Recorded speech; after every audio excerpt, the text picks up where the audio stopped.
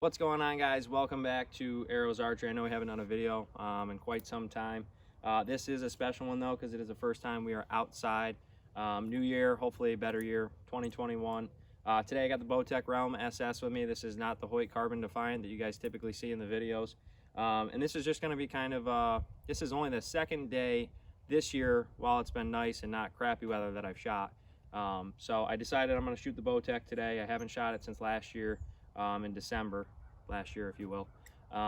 So I'm gonna put some reps through her, put some arrows through her. I'm gonna be shooting my Black Eagle Outlaw arrows. We talked about those in a previous video. They're a 400 spine at 28.5 inches, and this is a 70-pound bow. So we're gonna shoot some arrows. We're gonna talk about some different things throughout the video, and without further ado, let's get into it and hope you guys enjoy it. So guys, really quick before we do jump into the actual shooting part of it, two valuable tools that you can have if you can get both of them at your disposal, if not one or the other. Binoculars. I have Vortex binoculars right here. They're Crossfires 10 by 42, so they are a little bit bigger.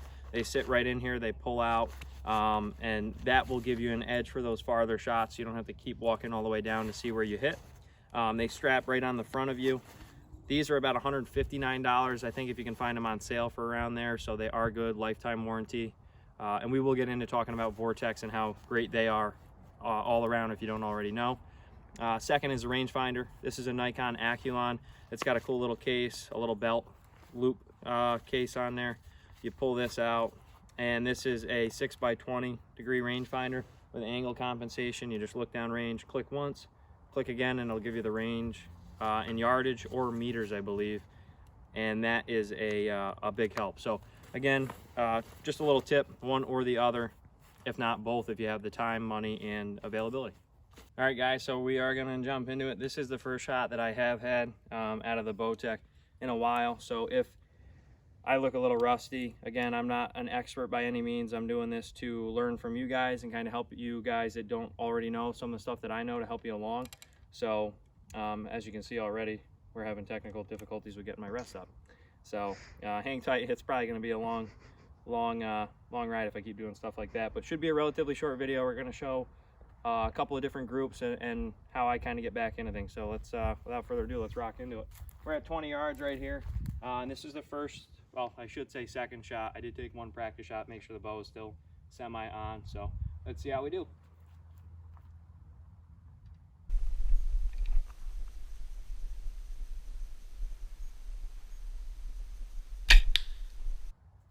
Now, I kind of did that on purpose, but I also kind of didn't do that on purpose.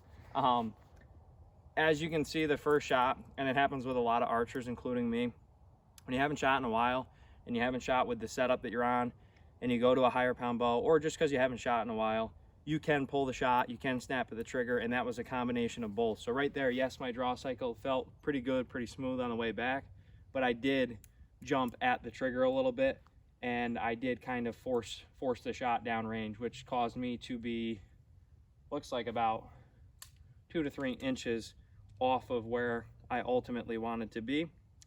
I just ordered new tapes for this also, though, to get this a little bit more dialed in, because I played around with it quite a bit later in the season. So we're just going to kind of see where this is at before I do any of that. And I also, that also could be left because I just put new nocks in these and I didn't align them. So, well, I'm going to blame that on me. Shot number 2.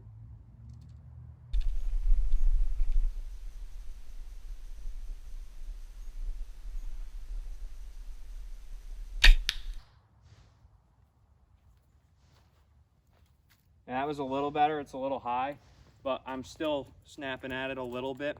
And I'm going to, and I kind of want to show you what snapping at that does, because it is such an overlooked thing, and I know I say that a lot on this channel, but that's what it's all about, is to kind of show you guys what is overlooked so you can maximize on the opportunity before you make the mistake and get better from it, and kind of skip some of the playing around that I've been doing. So shot number 3. Am I still at 20? Yeah, I'm still at 20.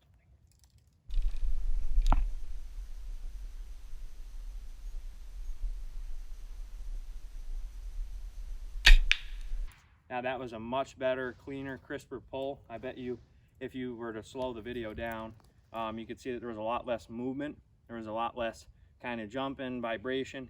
You don't want to death grip the bow either. That's one of the other things, is that when you death grip the bow, the inside of your palm takes over and causes this bow to get pushed out and away, which can cause you to torque the riser and kind of throw that shot weird if you react before you get the shot down. But another thing I have on this bow that I don't have on the Hoyt that I'm gonna probably throw on is a dedicated anchor point. So kisser button, you bring that right to the corner of your mouth, and that's my set anchor every time. I do feel like this draw length is getting a little short though, so I might have to tweak that when I put new strings on it. And I did just order a new style peep sight that I'll go over when I get that. Another thing is peep sight size. Peep sight size is huge. If you have too small of a peep, you're not gonna be able to get on the target. It's gonna take you a longer time typically if you're a new archer to find the target. And if it's too big, you have too much play room. So I like the 3/16. I do tend to go towards the smaller side a little bit, but I'm sure none of you guys will want to run a 3/16 after you see this horrible group I got down here. So.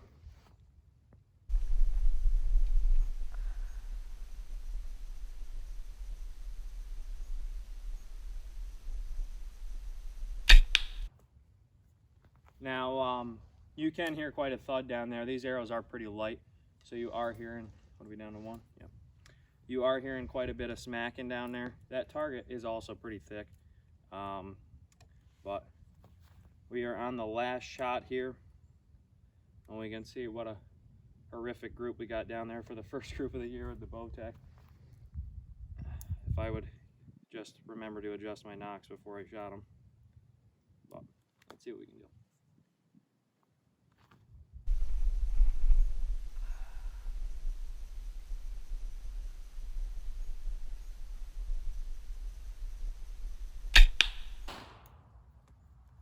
Alrighty, we'll leave the bow here.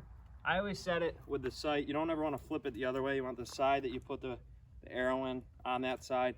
I don't like to carry my bow back and forth because it can tire your arm out from holding it, and then you typically end up lower when you aim on the target.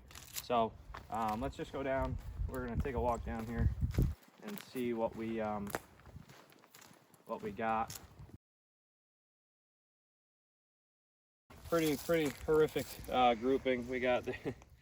No, I'm just kidding. That actually came out a lot better. That is why I like the Black Eagles out of the Bowtech.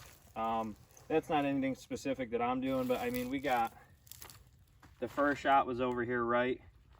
1, 2, 3, 4. I mean, I got 4 arrows inside of 2 inches. So again, you want to take your time. We are only at 20 yards. But realize after the first shot what you did wrong. And usually once you shoot enough, you should only need 1 or 2 shots before you really realize how rough you are. So yeah, but that's a pretty good group there. First 5 arrows, not bad at all. 1, 2, 3, 4. I mean, 2 of them are almost touching. The third one's almost touching them too. If you come out here and look, I mean, that's, overall, you can't really ask for better other than I need to be a little bit more center, but if you really see how close all of these are, you can barely see them coming out. But now that's another thing, as you guys can see, I thought this group was a lot worse from down there than in all reality from what it really was. That's why binoculars and rangefinders are huge, because that will eliminate what you see down there without using them. So pretty stoked about that. So let's continue shooting. All right guys, so we just shot our second group. We didn't film that one because it is kind of cold, so we're just taking some time to kind of warm up in between and kind of feel around how we're going to start doing these videos. So it's not perfect by any means. We will look to improve that in the future.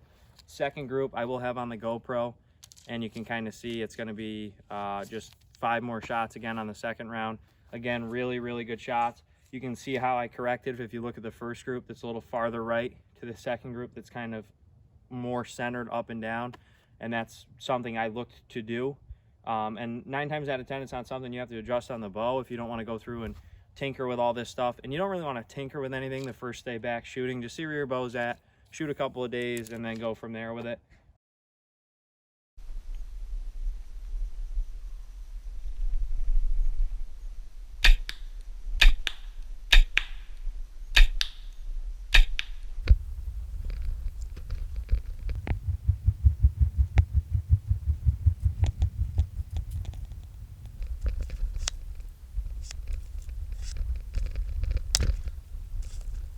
Guys, so this is round 3. We are back on the camera. The second round we put on the GoPro just so we could get our hands warmed up a little bit more. It is starting to get quite chilly. Sun's going down pretty quick. So this should be shot number 11 going down range. I am happy with my shot so far. And that's the other thing, guys. If you guys are pressed for time and you're shooting and you're just getting new to it, don't push yourself to do 50 shots a night. Don't push yourself to do 100 shots. End on a good note. Get a good group. Get shots down range, feel comfortable with what you're doing, and don't shoot until you're absolutely so dog tired that you break arrows, you can't afford more, or you want to throw your bow across the room or across the yard, because that's not going to help you get any better. Take it from someone that learned the hard way.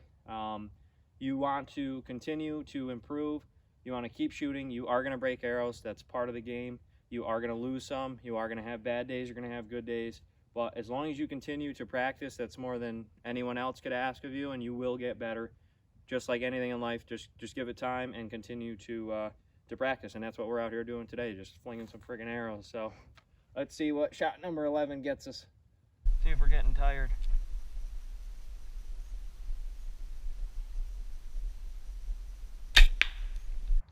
That's a dead ringing bullseye. So, but yeah, guys, I mean, you can really do some pretty cool stuff with your bow. As you can see, I got a red ripcord on here, red kisser button, red D-loop, and then I got fluorescent Montana black gold scent verdict sight on here with the ring. Black, or man, I cannot talk, but we're gonna keep this video pretty cookie cutter, no editing here. So fluorescent yellow wrap to kind of match it. Now you don't have to customize that. I am gonna do a red peep. I just ordered a Vapor Trail peep, and then we're gonna throw some gas bow strings on here, the high octane strings, and see how those run. I have the high octanes on the Hoyt in green. I bought them with it on it, and I love them. They hold up well. These are factory strings, and they probably got 600 arrows through them just about. So there's a lot of arrows that are, or maybe more, through them. So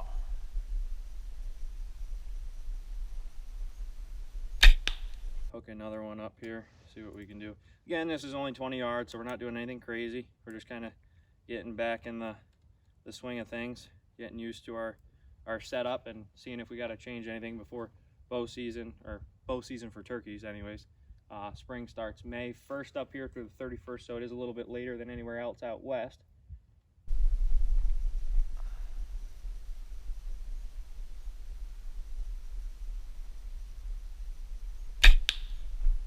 Another thing you guys can do to really improve your accuracy and your comfort level with the bow, don't do it on a heavy poundage, but get an idea of what you can pull, and then maybe turn the bow down a little bit and practice maybe walking once you get comfortable. Practice different angles. Today we're just doing straight on, like I said, first day out in a long time with the bow tech, so we're looking for comfort. And also practice holding it back, controlling your breathing. It's just like shooting any type of rifle or shotgun. You want to be doing anything that you can to improve it. So again, try different things to see what you can do.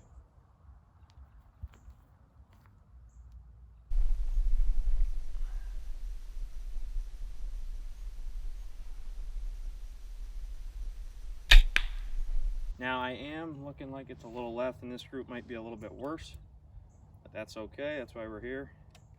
And the question I got a lot when I used to be a tech, an archery tech, was, do you shoot with one eye open or both eyes open? As a kid, when I was 11 through probably 16 or 17, I shot with one eye open just because it was easier for me to focus, and especially because I was shooting more than one pin. It's a lot more to focus on. So by having one pin, once I went to one pin, that's all I wanted to shoot. And I started shooting with both eyes. So one eye open at first, and then I went to two. So once I got the target lined up where I wanted, that's where I would go. And then with both eyes open, so I could track the arrow, because that's the way I'm comfortable shooting, I was able to get a more accurate shot by going to both eyes. So try different things out with that too. You can kind of play around, but we are on arrow number 15, and let's see what we can do.